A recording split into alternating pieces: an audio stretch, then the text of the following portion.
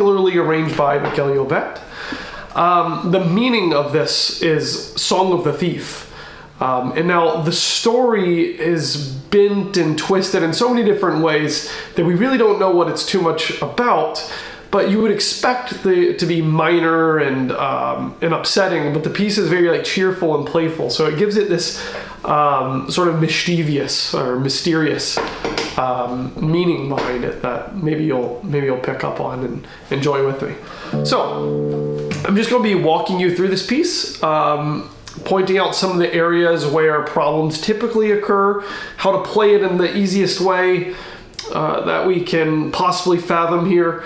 There's a lot of tricky things in here. There's melodies that play out in harmonics. There are tricky fingerings and really expressive things that we are being asked to do on the guitar.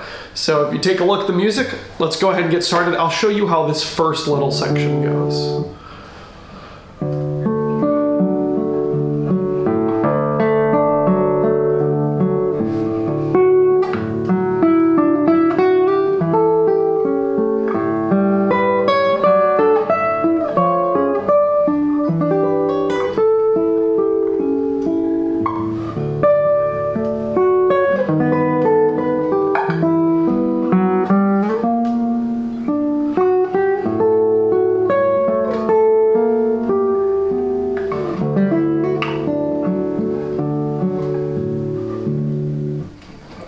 Okay, so really beautiful, expressive. Let's talk about a few of the key things right here from the beginning. And by the way, at the end of this, I'm going to be doing a question and answer session. So if you have questions, leave them in the comments. We will definitely get to them. Anything you have about guitar, this piece, classical guitar playing, whatever it may be, go ahead and ask. They're always a lot of fun. So, the beginning, we have these two bars of essentially a D major chord. It's not essentially, it is a D major chord, just arpeggiated.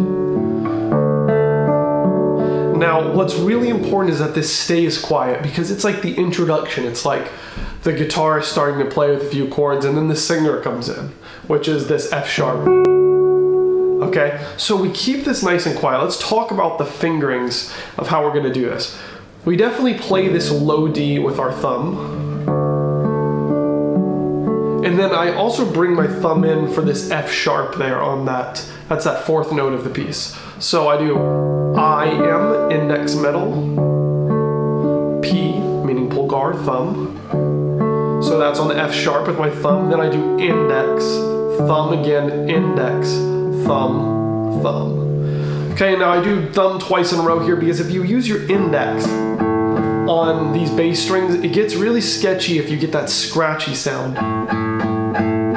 Right? And we want to try to avoid that with this, so it'll sound like this.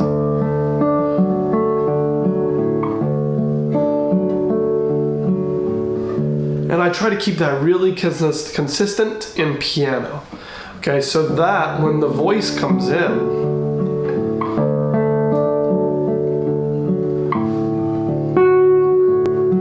we don't have to try too hard to make it really pop. So let's talk about making that voice, or in this case the F sharp, what otherwise would be the singer coming in, right?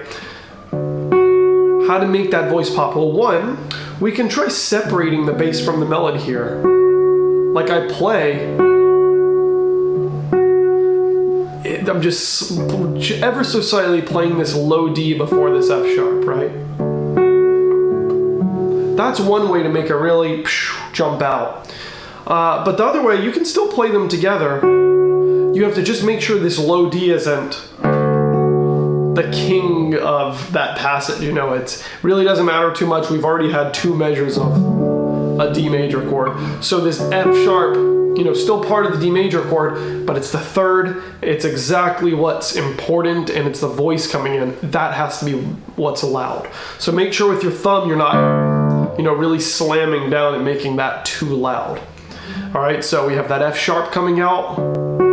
I like separating it from the melody and doing a rest stroke with my A finger. So this is my ring finger. And the type of stroke I'm talking about, rest, we've covered in some of our previous lessons and extensively in my course on jam play. But what we're doing is just we're plucking through the string and we're resting on the string below it to make sure we get a really loud projecting sound. It also has a little bit different tone quality, a little bit darker, a little bit warmer, perfect for something like this. So I'm resting my A finger on the next string down. And my thumb, I'm not doing that with. I'm just doing a free stroke, meaning it's free from plucking any of the other strings, right? I'm not landing on the A string there. So I'm doing this. Now the difference between that and a free stroke would sound more like, free stroke would sound like this. It may be hard to tell through the camera and all of this, through the computer and all these types of things, but this is significantly weaker than this. And we really need this to sustain so that it connects to the rest of this melody. Okay, so give that a try. It's kind of fun, especially if you're unfamiliar with rest stroke. This is a really great place to implement it. It's a dotted, quarter note, and it's really important to make it last. Because on the guitar, we're unable to make notes last. You know, we're not like a piano that has a pedal, or we're not like wind instruments that can just continue blowing. Of course, that has a limit too, but that limit is much greater than guitar's ringing limit. This note will eventually die over the course of 3 or 4 seconds.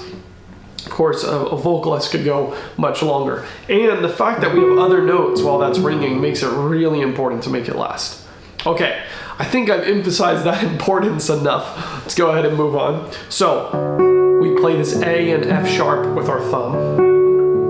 And then we continue with this melody. Now, I don't do the rest of the melody rest stroke. I just play free stroke alternating between M and I. Like that. Now rest stroke would be this. But I don't want it to sound too heavy. I'll show you what it would be like if it was too heavy.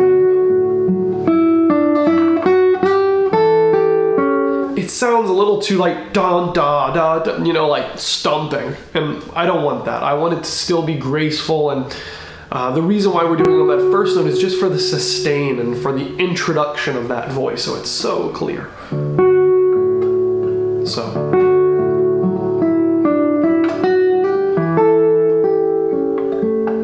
Another important spot to bring out, this is an even longer melody note.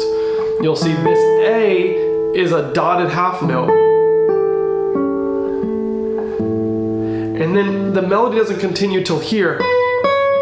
The end of measure 4, right? The last beat, those last 2 eighth notes. So I'm going to do rest stroke again here.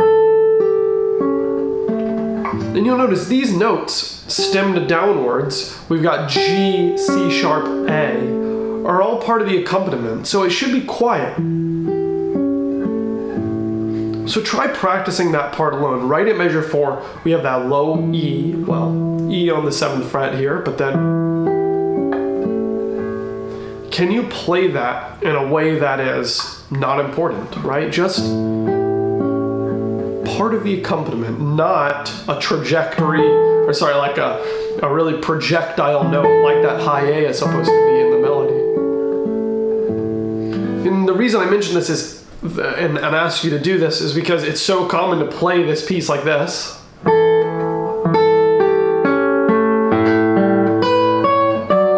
And just have no hierarchy of notes. And, you know, on the guitar, it's one of the most difficult things to create this hierarchy. But it's not difficult technically, it's just difficult if you don't separate that out and understand what notes are important and what notes are less important. And, you know, if the way you told a story was every single word being the most important, then that story would not be interesting. Like if you shouted it the whole time or you whispered it the entire time. It would have an effect, but it wouldn't be particularly interesting. Think about like a ghost story or something, right? There's a part where there's whispering and there's a part where it's yelling. So screaming maybe. Okay, so that being said, we have this A, that's very loud. That's in a bar chord. I find that that's easiest here. You could potentially do this, first finger on that A like this. But since we have all of these notes here, we're so used to doing bar chords in this kind of shape. I just have it as a bar. You don't really have to. It could easily be like this. Oh yeah, also we had a bar chord here, which is also not totally necessary. I just feel like you have to be more careful if it's not in a bar chord. So choose whatever you'd like. If it's too hard there, don't worry about a bar. So we have a total of 5 notes that aren't part of the melody after that melodic note. We have this, and then G sharp, C sharp, A, G. Okay, so all of those have to be quiet. Then we have the melody come back in.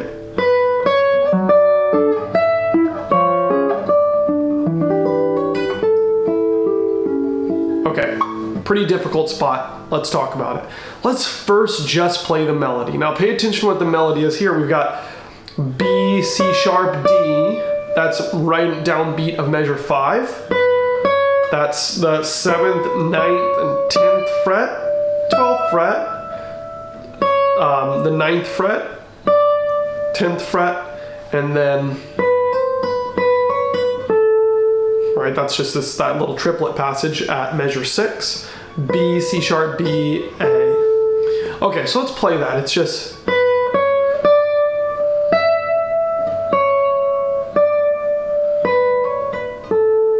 really important to just have that, because honestly, if you did just play that,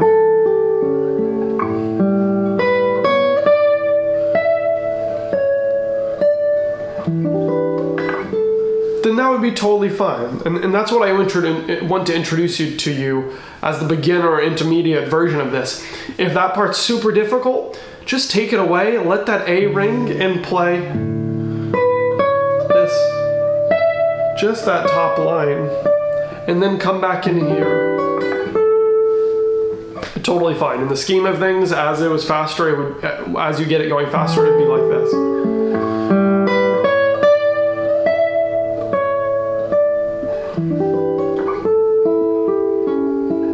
So feel free to do that. But the advanced version, what's written on the page here, we have 1, 4, and I'm sliding my 4th finger on that 3rd string 9th fret. Then I'm sliding down to F natural. We came from here, so it makes a pretty interesting bass line. And now we have G sharp and C sharp together here. D again, and the octave of the D. So if you look at that measure 5, we've got that octave of E here, and then the octave right below it. And then we have another chord. And then that same octaving pattern, right? D and D, E and E, D and D. So that's a kind of a way you can digest this measure, right? Is by looking at the patterns.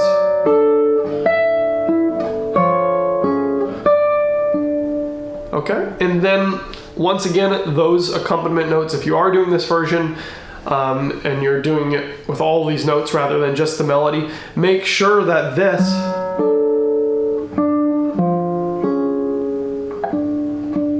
is the accompaniment, not this, right? You could easily be,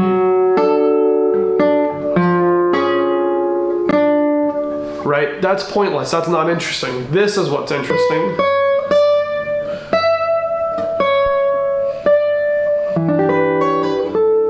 Right, this type of thing. So let's practice just playing that accompaniment. We've got F sharp, and then A and D together. Then we have that E, that's that octave, sorry. Yeah, we have that E, that's the octave of that. Sorry, we have the D. No. Oh, I'm sorry. Yes, we shift up there. So we move from here with our first finger up to that E. So that's worth some practice. That's not the easiest thing to do. So we have F sharp, A and D, moving up 2 frets to that E. Then the second finger has to be looking for that 8th fret F right here. And then we play that last and.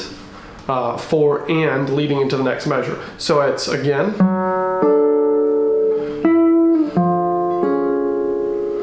But you can see it's a really beautiful accompaniment, so it's worth adding in those notes if you can handle it. So, let's do that again.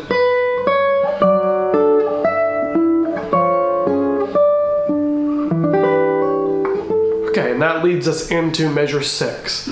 Okay, so we just got a simple bar chord here on the 7th fret with just our 2nd finger down on this G on the 8th fret.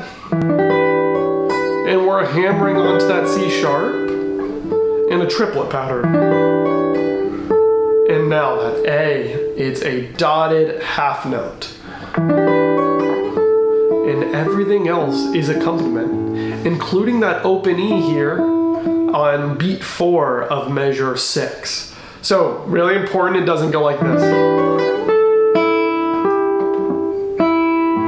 Right, totally defeating this. Right, you have to imagine someone singing that note, the dee-da-dee-da-dee. So, just play this A, and then try the following accompaniment notes, right? So we're at measure 6, and just this A right here, and then let's do that again. Whoop. And once again, this is one of those spots that it's really nice to use rest stroke. I think I'm actually doing this with index finger so that it's nice and consistent. Or maybe I do it with middle. I sometimes do rest stroke and sometimes I don't. But if you're having a hard time making that note last, definitely try doing rest stroke. Resting from the 2nd string, plucking and resting on the 3rd there.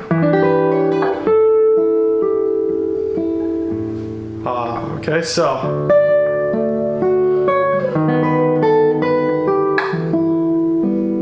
Okay, again, so. Alright, we're moving to measure 7 here. Now, another really high note in this melody that we're trying to accentuate. And this is all in the 7th position bar. We're moving our 3rd finger here to C sharp, not sliding our 4th. Important because we are going to slide that 3rd finger to here and utilize an open B string. Okay, let's do that again. 3 sliding to D sharp, B, and this upper B here. So 2 Bs. Okay, once more. 3, 1, 3, 4. So once again, it's 4, 3, 3, 1, 3, 4. And I'm using 2 and open here on the downbeat of measure 8. Again, so in slow motion.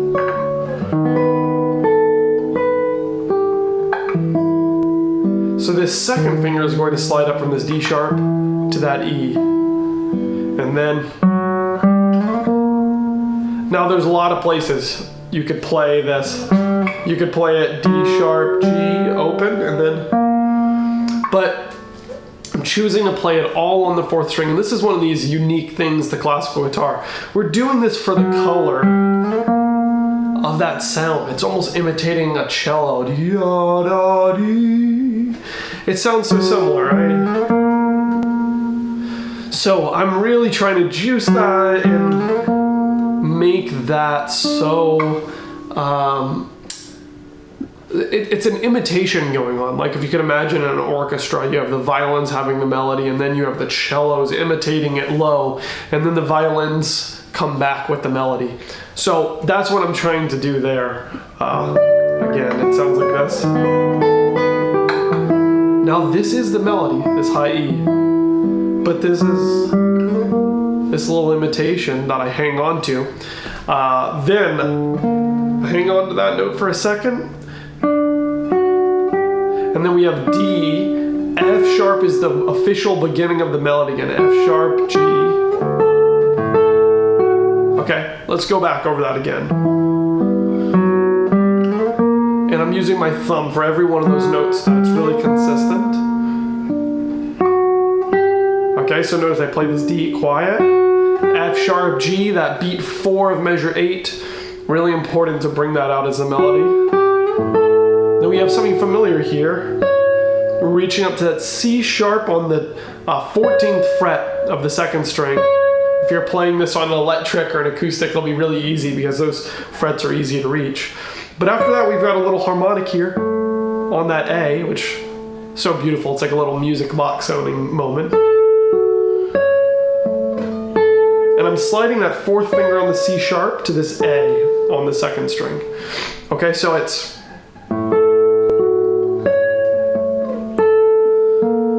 then, okay, so it has written here G, so we're actually going to play G on the open string, F sharp, so that's 4, and then I normally play second finger here. Now, you see that's a reach, 4 to 2, that's in measure 9, the last 2 beats there.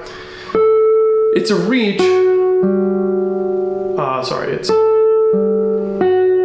it's a reach, but it's important because at measure 10, the downbeat is second finger. So if we do 4, 1, and then try to switch to 2, it makes that melody sound like this.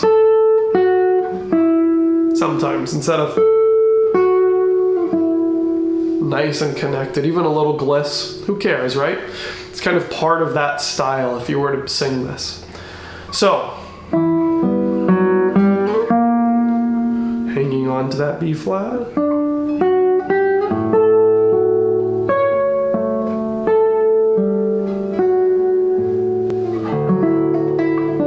Okay, so we're landing D, F sharp, E, and we're hammering on to that F sharp,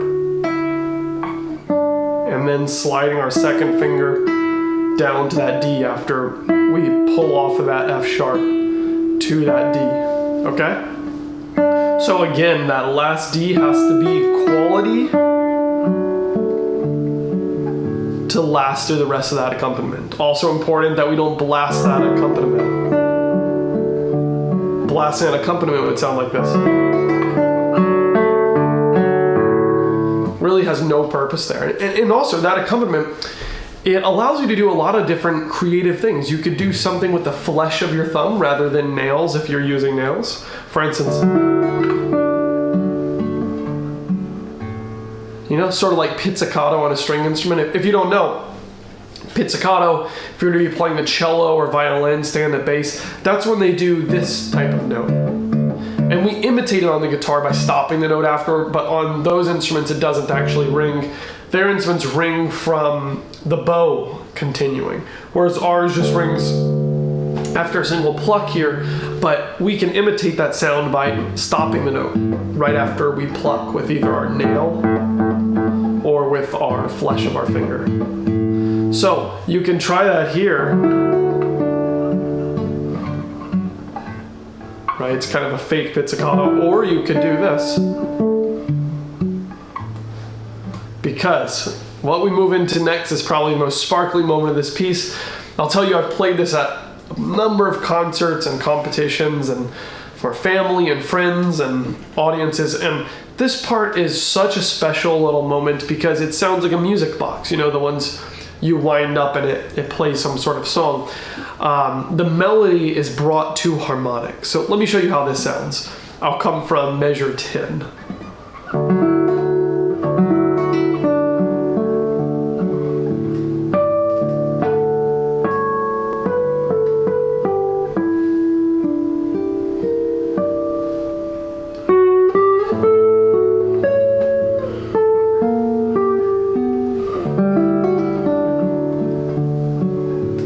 Okay, so we have this little moment where it sounds like a music box. People are usually confused at how you made that effect. So let's talk about it. You know, you're probably familiar with natural harmonics already on the guitar, and that's great. If you are, this will be a lot easier. You'll see the way the harmonic is notated is that G, meaning the G string.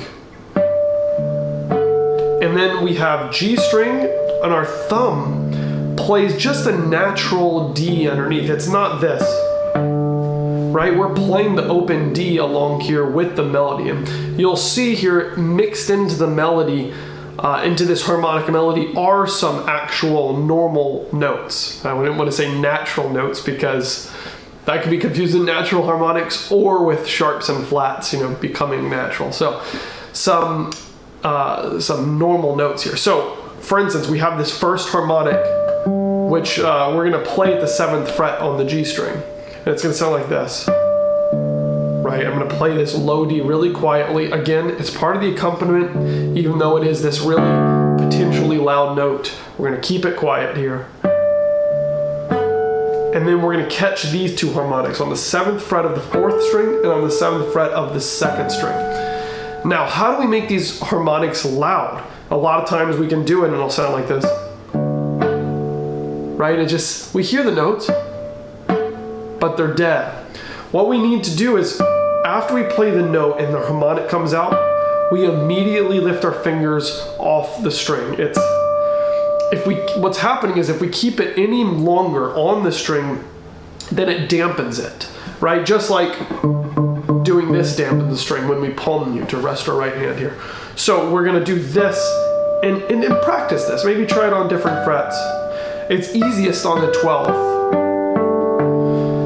But it becomes harder on some of these frets that aren't the octaves, right? The 5th is another octave, and so is the 12th. So, on the 7th and the 4th and other strings, it's a lot harder to get those sustained harmonics. Let's talk about how to get that for a second before we dig into the juice of this phrase. So, we're gonna make sure we're not in the center of the fret. Watch what happens if I do it here. No matter how hard I try, it's kind of a pathetic harmonic. And no, I didn't say sympathetic. Pathetic harmonic, right? It sounds bad. We want to be right over the fret. So, right here, I just played the wrong fret. Right over the 7th fret, right? So we're going to count 1, 2, 3, 4, 5, 6, 7. And we're going to be over the metal, not touching it or squeezing the metal. Then you'll get that type of muted note. But we're just going to touch it and come immediately off of the string. Hopefully you can see what I'm doing there. Another thing that helps is that you get the furthest distance from here as possible with your right hand, like down here at the bridge. It's easier to make the notes come out there. So practice that for a little while. If you've already got that, let's move on. So we're gonna play this harmonic on the G string, then on the D and B string on the 4th and 2nd. Then we have this 9th fret harmonic. I play that with my thumb in the right hand and over here with my 2nd finger. That's the start. Oops, see, I missed it that time. So we have that 9th fret harmonic. Then we do 12, 7, 12, 12. So this is the B string, 12th harmonic, 7th fret of the D string, then 2 12th fret harmonics on the B and the G. So far we have this. This is that first measure 11.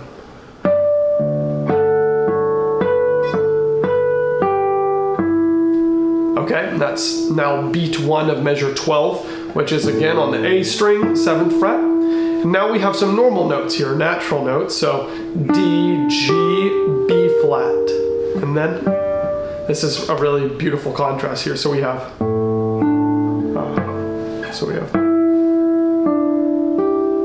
which I'm using 2, 4, 1, and then I'm doing a harmonic on the G string, 7th fret. So it sounds like this. Okay? Then I'm continuing with natural notes from here on out. So hopefully that clears up some questions about the harmonic section. In the second half of this piece, there's going to be a little bit more, I'm checking my time here, there's going to be a little bit more harmonics, a little bit longer of a section. It's going to start out exactly the same, and then we're going to add on a few more. But if you have questions about how to produce those harmonics or some of the notation, please just let me know. I will get to that at the end of this stream. Just leave it in the comments. So again, we have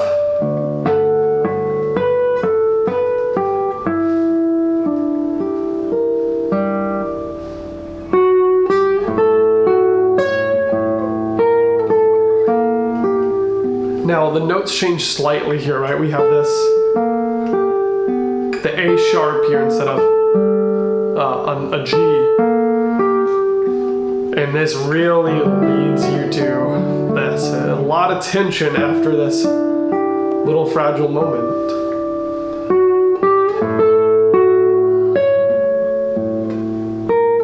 Yeah, so it goes. Right, we have A sharp, B, G, and eventually resolving down to D, or F sharp, more like. So, let's talk about how to play that. That's the same thing as before at, where we have that. Da-da-da.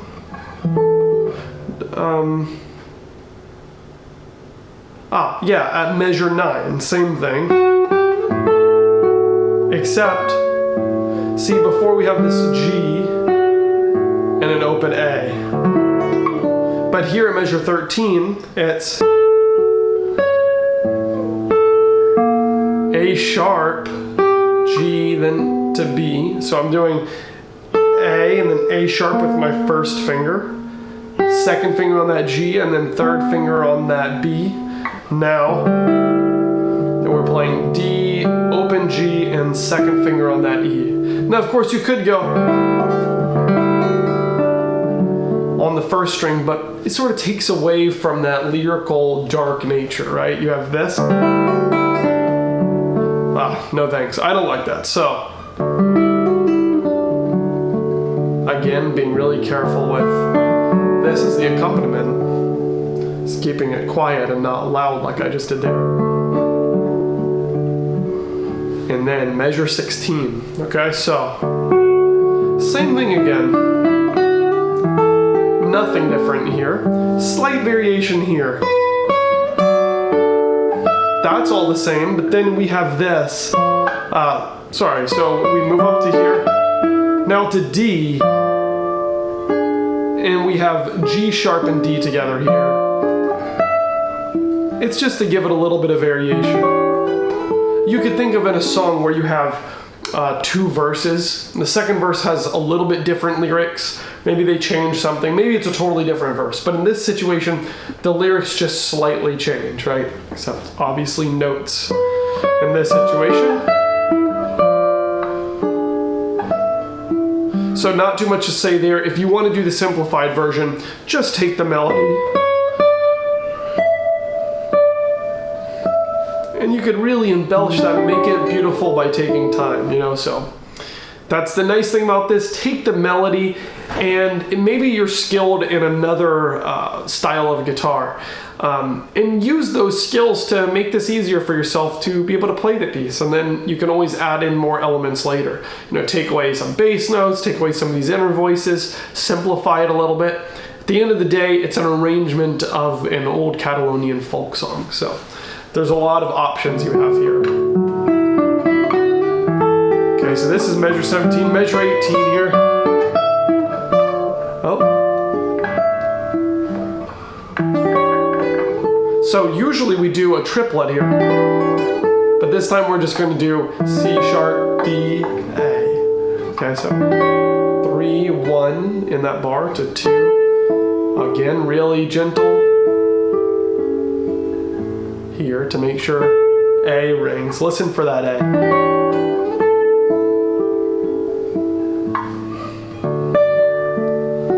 Okay, same thing here as before.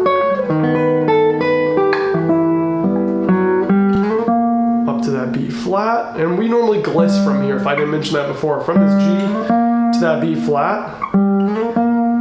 Gliss means to slide, right? It's the same thing as this. We just mean gliss, but usually there's a start and a finish to it. Or in this situation there is. So there's one more variation, right? This is the 3rd time I believe we've done this. So this time I'm hitting the C sharp on the 11th fret, which is the octave of this C sharp on the 2nd string, the 14th fret. And we're catching that A sharp again, which we heard last time, instead of this. We have A sharp, and then the rest is the same there. Okay, now, the next harmonic section.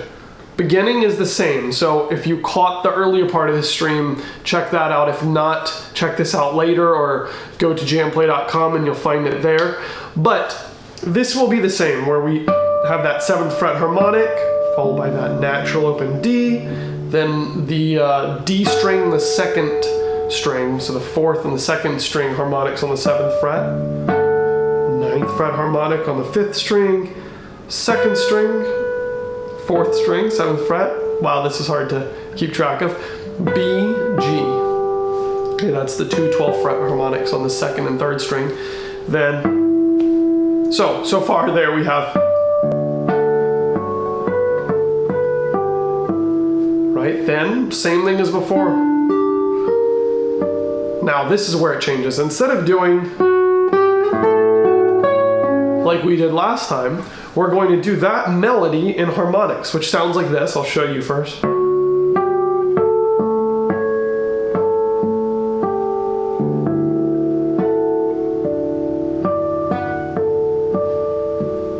Okay, including the last ya-dee-da-dee-da, all in harmonics. So excuse my singing voice, that's why I'm playing guitar, not singing this for you. So we have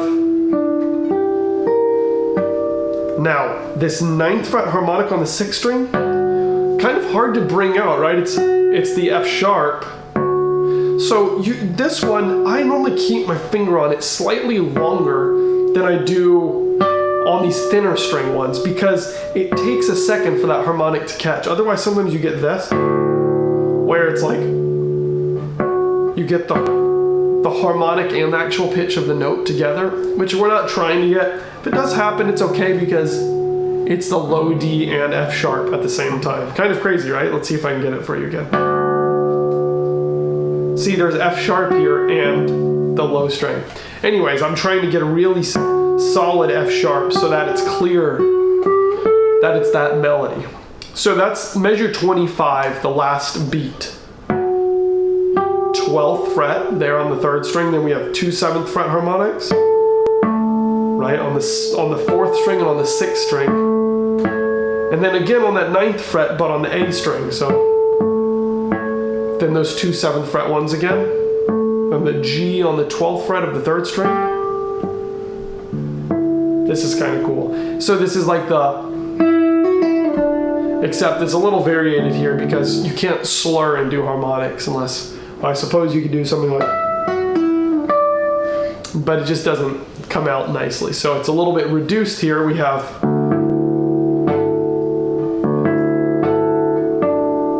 right? So we have another natural note, then that A string 7th fret, then 4th and 2nd again. And then that D there on the 4th string 12th fret. This is easy enough. This is all 7th fret. Then that F sharp again, which is that 6th string 9th fret. So, okay, then we go to one final moment of natural notes. This is different than the beginning, so let's check this out. We're gonna do this. Now I try to really milk this and make it be the most expressive because it's the end of the piece. It sounds like one final begging. You know, we talked about this piece being the song of the thief, and it's just, if we are being mischievous and trying to convince someone of a lie or be sneaky, those types of things, we're really going to try to sell it there at the end, right? Depending on the interpretation, that doesn't make sense, to be honest. We really don't know the full meaning of this piece. But being that we have this melody at so many other parts of this piece, it's nice to do something different at the end anyways. So I'm just playing this D here on the 4th string. I'm making sure to lay into it with a rest stroke. And then making those A, that F sharp and A, both accompaniment notes. And then the melody moves to here, that C sharp. I usually play that with my thumb. Sorry, I've got a fly here. So C sharp, then pretty tough. We've got this melody on the 4th string. It's hard to not squeak a lot there. So let's try that again.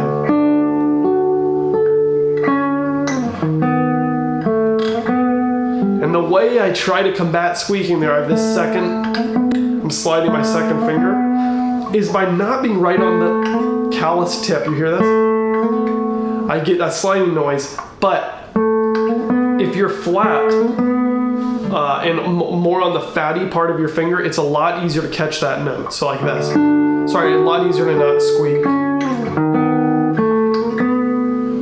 Or at least it's more minimal. Now we have this E, a natural E that rings, and then it's in a triplet, so it's triplet. This part's played pretty freely. We have triplet, but,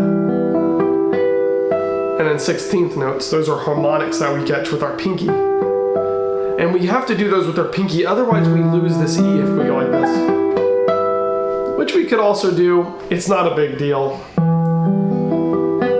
Those are more ornaments than anything. Then we have this chord, which I play 3-1. This first finger on the E is still there from this. Right? And then I line this up. So this is 3-1, then our 2 on that D of the 3rd string, and our 4 up here on that 8th fret G. Now we have that last melody, instead of it being up here, we have an octave down. Right, so beautiful. So it goes, I played that incorrectly. There we go. So it's F sharp and C sharp. I pick this up with my 4th finger, right there, C sharp on the 4th string, just to try to make it really expressive. It could obviously be played like this, which that's a more simplified way of doing it, but I really like embellishing it. Okay, so same chord almost, but now it's dominant and we've got G sharp and C sharp here.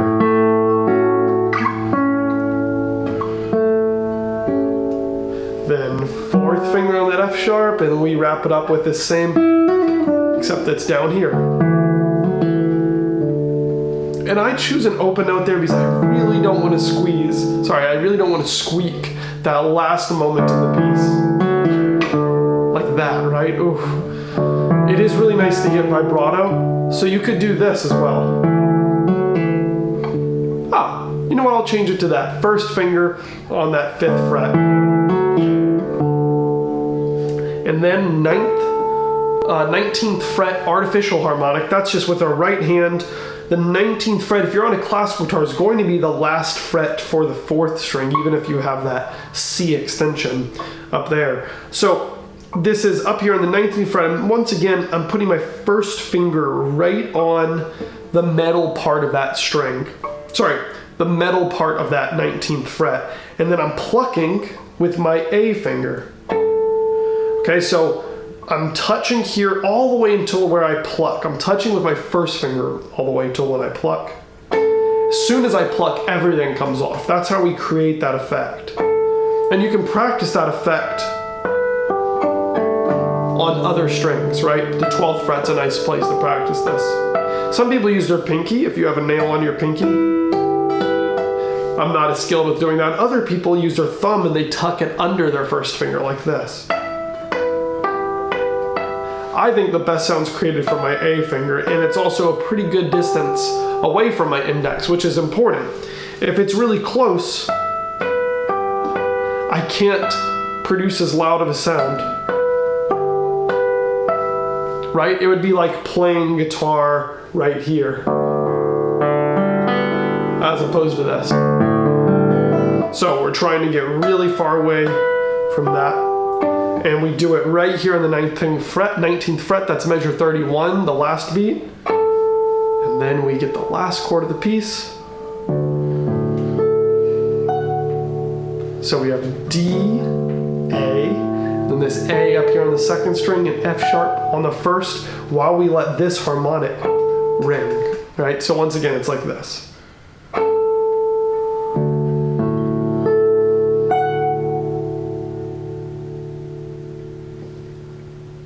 Then you can sort of let that ring forever.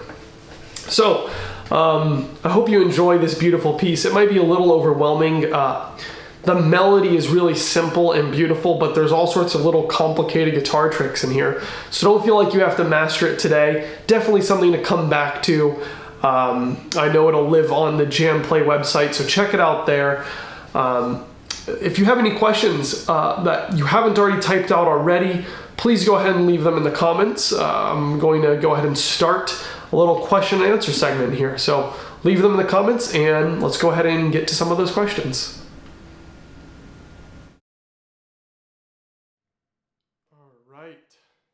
So, we have some questions here. Let's go ahead and start. Okay, first question here. Do you have any other similar pieces to this? Yeah, okay, so actually, Llobet arranged a number of Catalan folk tunes. I don't know, quite a few. And one of the other most popular ones, you might have heard, it's El Testament de Emilia. It's really beautiful. And actually it incorporates harmonics, but in a slightly different way. In this piece we have, natural harmonics mostly, and then one artificial one towards the end. But in this one Testament de Emilia, you have a melody that goes like this.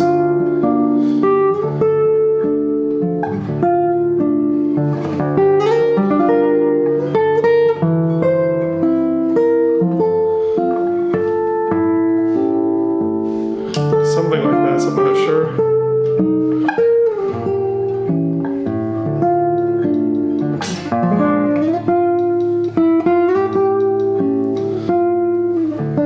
Right, but then we have a melody, one moment here. Then we have a melody that goes like this.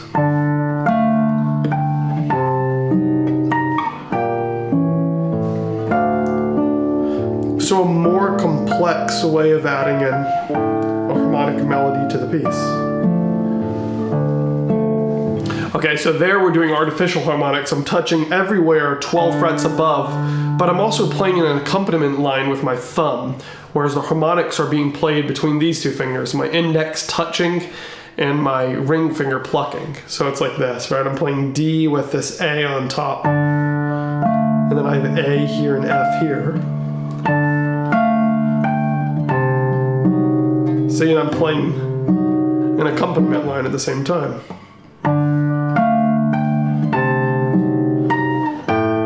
So something like that. Sometimes I forget how this one goes always, but anyways, that one is another really popular one, arrangement by Miguel Llobet, Testament de Emilia, or Testament of Emilia, Okay, another question. And by the way, if you have more, please leave them in the comments. I'll try to get to them. We have a few here. When do you choose to do more volume or less? Great question. Okay, so one is a really important distinction, which is when you have melody and accompaniment, you almost always want that accompaniment to be quieter. And I covered that in the beginning of this, where we have this line, where we really want to keep that line quiet once this comes in. Right? Because if it's too loud, it sounds like this. It sounds choppy and you're not really sure what you should be listening to. And if we're imitating something, in this case we're imitating a song, something that's sung by voice and accompanied by guitar, then we want what we're doing to be clear. We don't want it to be confusing. So that's one thing. We're deciding more volume here so it's not confusing for the listener to know what the melody is.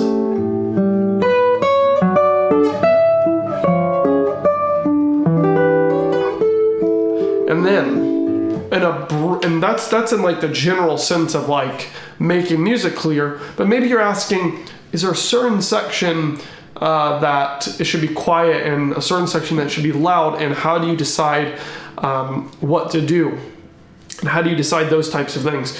Well, there is no clear roadmap, but there are certain things that happen. When music repeats, when you have the same melody again, maybe this comes in a second time, which it does, right? You want to make it clear that it's repeating, but when you repeat something with a voice or in a story, it's usually never the same, right? When you hear a story like The Boy Who Cries Wolf, The Boy Who Cried Wolf, usually each version of the story, he cries, he says something, but it's slightly different. It's not exactly the same thing he says this time, but the message overall is the same. So that same sort of thing, it can be in, I guess that's funny, that story comes to mind when we're talking about like this kind of mischievous piece. Same sort of thing here, maybe the first time it's really gentle and fragile, and the second time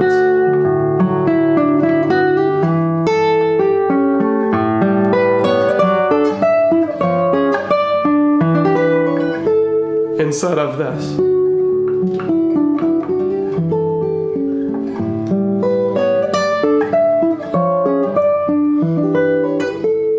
So the answer to the question is, how do you decide? Well, it depends on the story that you're trying to tell. If you're trying to tell a story that gets quieter and quieter and quieter until the child falls asleep, like a lullaby, then that leads your decision-making process. And if the story is building to a climax to where you have the biggest chord in the piece, then that is where you get loud. So you have to sort of decide. Now, we could take a look at some places in this piece where you do just that. For instance, we have this harmonic section. That sounds like an echo to me of the melody that we were playing before.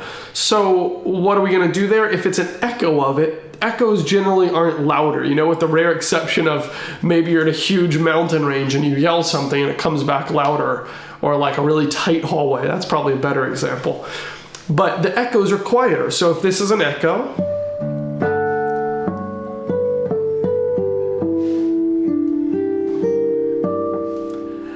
then you have that a bit quieter. And then when you have another melody come in, you wouldn't just do and blast away there, because it doesn't make sense. It's not a smooth transition out of there. It's just coming out of the harmonic. So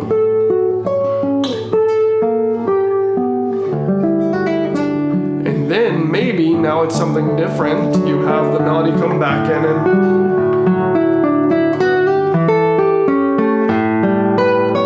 and it builds to something higher. So, like I said, it's about the story you're trying to tell. It's what the music is telling you.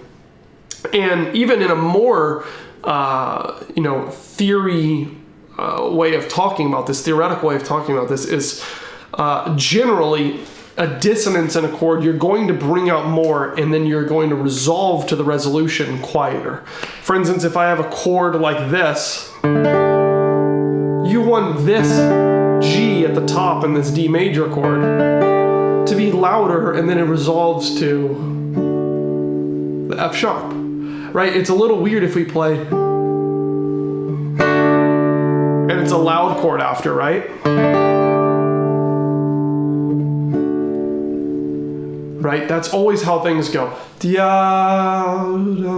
And it resolves, right? We want to see the antagonist in the story, and then we want to see that problem with the antagonist resolved. That's just typically how it goes, but of course, all the time music throws us surprises, and that's what makes music interesting. So hopefully that answers your question. How do I tell when a note is flat? Great question. I think you mean flat as in pitch-wise, as in, right, like being too flat. So how do you tell? Well, one of the best ways and the easiest ways is just to measure it against like an open note. Maybe it's the D I'm trying to, say this is a 3rd fret, 2nd string, trying to measure it against another D, which is the open D here. And maybe if it was like this, what you can try to do is, if you're not sure if it's sharp or flat, in this situation it's flat, so I'll give you that. Okay, so it's clearly flat. This D's higher, this D's lower. Maybe it's not so clear to you, but you can listen to this and hear some sort of interference. What you can try to do to test if it's flat is do this. bend the string upwards. Now, we don't do a lot of bending on classical guitar, not traditionally at least. There are some pieces with it. It's in our wheelhouse, as they would say. But if you bend up and now it's less dissonance happening, then you're flat and it's time to tune up. Then you test it again. If you bend up, does it make it better or worse? In this case, I've got a little bit higher to go. And now it's exactly in tune. And if I bend, you hear dissonance again. And, it might be a little bit difficult through the camera and the microphone and all. But that's the easy way to tell if you're flat. Now, if you're sharp, the game's a little bit more difficult. But if it's something like that D that we just used as an example, you could play 2 Ds like this. The D on the 5th string and this one. And maybe, maybe if it's sharp. Right now it's sharp. Now see if this one, when you bend it. Now if that's in tune, okay, well this one's too sharp.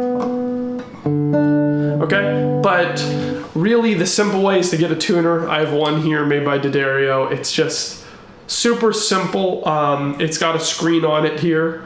And you can get used to tuning that way.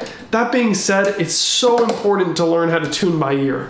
The guitar is an instrument where the strings are always stretching. It's not quite like piano or violin. Now, those instruments stretch a lot too, but we have 6 of them to deal with, and we change our strings way more frequently than the typical concert violinist. For instance, the concert guitarist changes their strings more frequently than the concert violinist, by far. A lot of concert guitarists change their strings before every single performance. It's not like that with the violin, at least not with most violinists. So, we get to use a tuner because our guitar goes out of tune so often. That being said, you shouldn't be clueless to relating it to other strings. So try tuning with octaves, E's, or in this case D because we're tuned down for this piece, and make sure all the D's you can find are in tune. Then go to C's. How about these 2? Are they in tune? They are here. And then I'm going to add in the 3rd string, which is G, the 5th. That's pretty nice in tune. Now I'm going to add in the 1st string. Okay, that's good. How about the 4th string? I'll add in this E as well. Now we've got these 3rds. Okay, pretty good. And then this, I'll bring this up and try to match these E's. Okay, so that sort of way of using a tuner for something like one note. Maybe you can just tune your A string and say, okay, it's a little flat. Okay, it's perfect. Now try to get used to tuning the rest of the strings. So hopefully that helps. Seeing if we have any other questions popping up here. But you guys have been great. These are some interesting questions. Thank you so much for tuning in for another week. We've got week 6 next week. Another piece. Will be a lot of fun. And I hope you're able to join in and absorb some things from these classes. These pieces I really love. I hope you're enjoying them too. So thank you so much for watching, and I'll see you next week.